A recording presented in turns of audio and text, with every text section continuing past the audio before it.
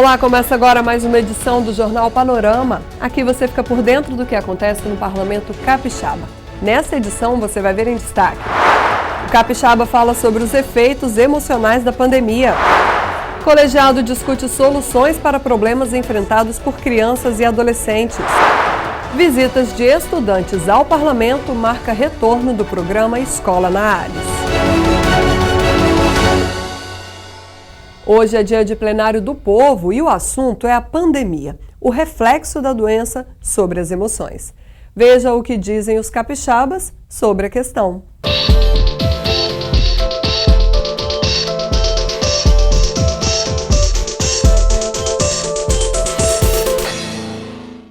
O isolamento social indispensável para o controle da pandemia de coronavírus e as inseguranças e incertezas deste período levantaram alerta sobre a saúde mental da população.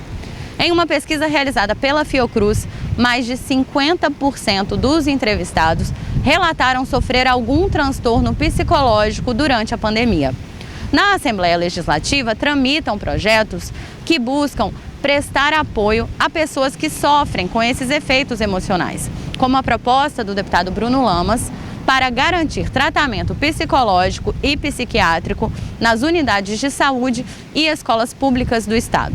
O plenário do povo de hoje veio às ruas conversar com os capixabas sobre os efeitos emocionais da pandemia. Uma das pessoas que eu acho que sentiu mais essa coisa da pandemia foi a minha esposa. Apesar de ela não ter, se foi contaminada pela Covid, ela não teve nenhum sintoma grave, assim como eu, assim como minha sogra, que tem 94 anos, mora com a gente.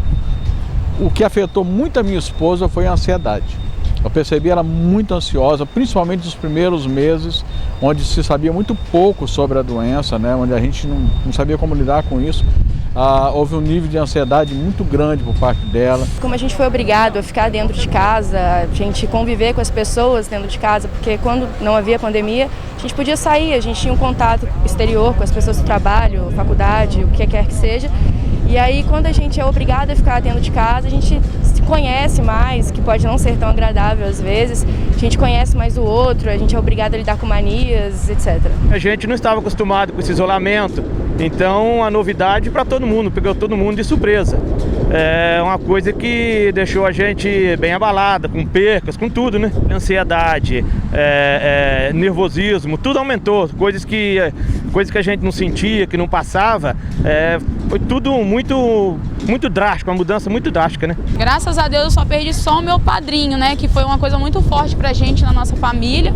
E fora isso, a gente passou super bem, né? Todo mundo isolado, igual vocês estão vendo, eu trabalho dentro dos ônibus, eu senti um baque também nas vendas, mas tá melhor, hoje em dia as pessoas estão muito solidárias. Eu era cuidadora, mas por causa da pandemia, já tem 2 anos que eu estou desempregada, não consigo trabalhar em lugar nenhum, porque as pessoas não se sentem seguras para contratar. Desenvolvi vários sintomas, eu engordei, eu desenvolvi ansiedade, depressão. Devido ao isolamento a gente ficou muito preso e eu tenho 2 filhos e com essa mudança, a criança dentro de casa, apesar de ajudar o estar em família, o psicológico ficou muito abalado. Principalmente a ansiedade, porque assim, a gente não sabe com quem a gente está lidando, porque às vezes a gente anda de ônibus e tem gente que não põe máscara e também mesmo a gente fazendo tudo, parece que a gente não está tendo todo o cuidado do mundo e aí a ansiedade vai lá em cima, mas a escola, a rotina maluca de vai e volta, revezamento e tal, aí a ansiedade ataca. A pandemia mexeu mesmo com todo mundo, né? E alguns profissionais voluntários estão ajudando as pessoas de maneira virtual.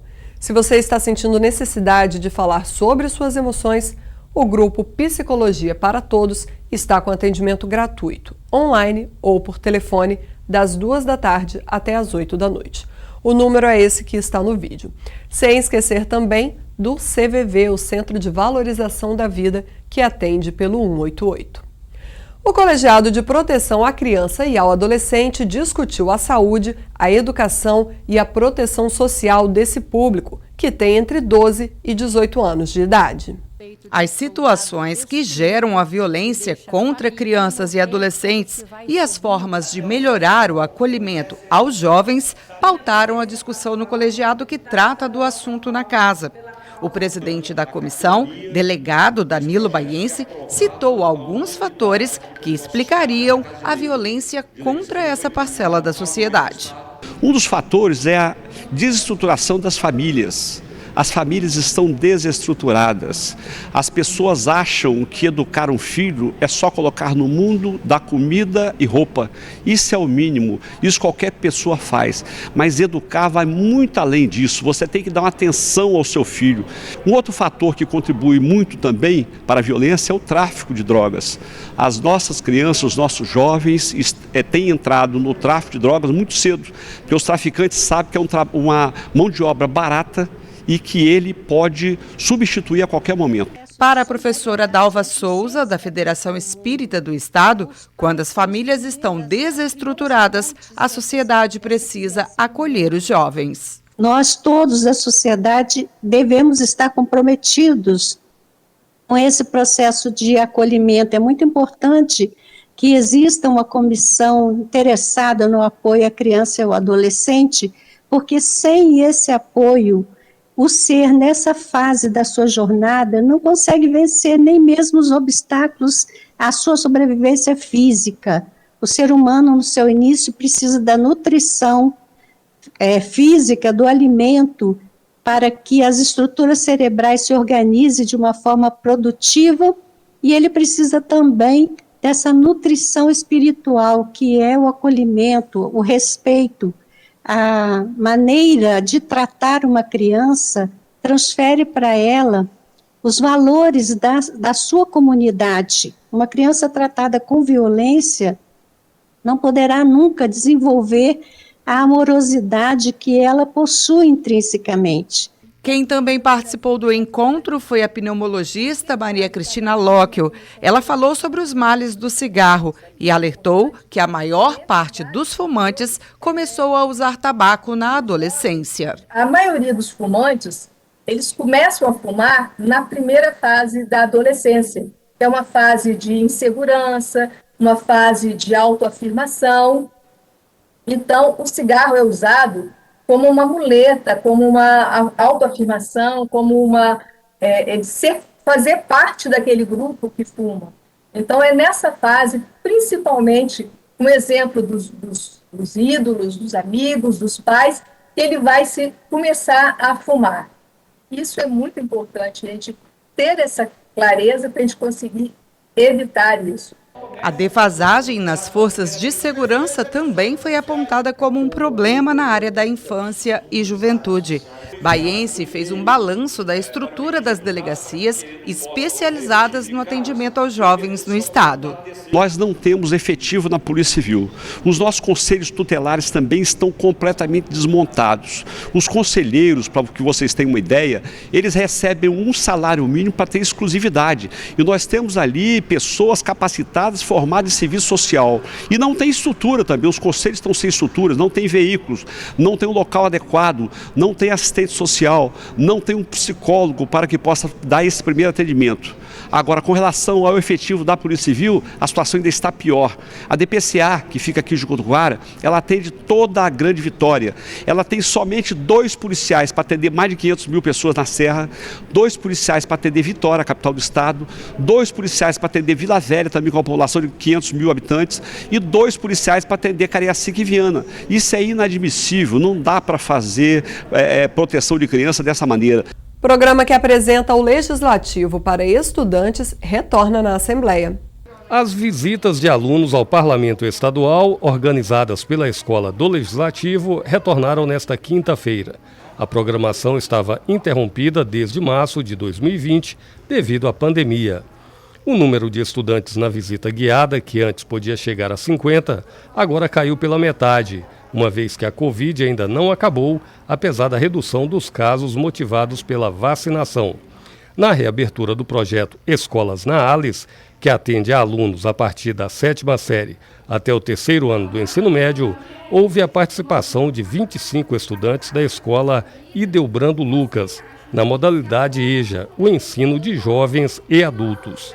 O projeto existe desde 2003. O objetivo do projeto é trazer a comunidade escolar aqui na casa para mostrar o funcionamento da casa, as formas de participação, o papel do deputado estadual e o papel do cidadão comum aqui na casa. Desde 2003 até os dias de hoje, mais de 71 mil alunos vieram à casa para conhecer tanto a estrutura quanto o conteúdo que aqui é mostrado. Foram repassadas para o grupo noções básicas sobre o funcionamento do processo legislativo e a importância do poder legislativo para a construção diária da cidadania e da democracia. Nesta sexta-feira, 2 programas estreiam na TV Assembleia. Um é o Com a Palavra, que traz uma entrevista com o deputado Freitas. Ele fala do trabalho voltado para o desenvolvimento da região norte, da expectativa de exploração do sal-gema no Espírito Santo, entre outros assuntos. É o bate-papo com a palavra, com você e com vocês. Vem com a gente. O programa vai ao ar de segunda a sexta-feira, ao meio-dia, com reprise às 6 da tarde e às 10h15 da noite. E teremos o programa Conta Pra Gente, que traz uma entrevista com o educador financeiro Marcel Lima. Ele ensina o passo inicial para montar uma reserva de emergência e não ser pego de surpresa no caso de contratempos futuros. Situação da qual ninguém está livre, não é mesmo? A gente espera que vocês tenham uma renda que consiga suprir as necessidades básicas e até sobre algum dinheirinho ali para outros casos de lazer ou alguma coisa do tipo. Você tem condição sim de montar a sua reserva de emergência. O que você tem que fazer, né, é estipular sua ordem de prioridade de despesas, estipular a ordem de prioridade de despesas, estabelecendo quais são as despesas, botar isso no papel, colocar os valores delas e o grau de importância que cada uma tem para você. Então, com isso, olhando as despesas no papel, você vai saber o que é mais importante, o que você precisa eliminar, o que não eliminar, né, o que reduzir, e a partir daí você consegue separar um dinheiro para investir, para criar sua reserva de emergência. O programa vai ao ar sexta-feira, ao 12h30, logo após o Com a Palavra. A reprise é às 10h45 da noite. Lembrando que a programação da TV Assembleia também pode ser vista no nosso canal do YouTube. O panorama de hoje encerra com imagens da linda praia da Bacutia, em Guarapari. Localizada na região da Enseada Azul, o lugar atrai muitos jovens durante o verão. Cercada por vegetação de restinga bastante preservada, com águas claras e tranquilas, a Bacutia é um convite para um mergulho. A gente se vê por aqui, TV Assembleia, mais perto de você.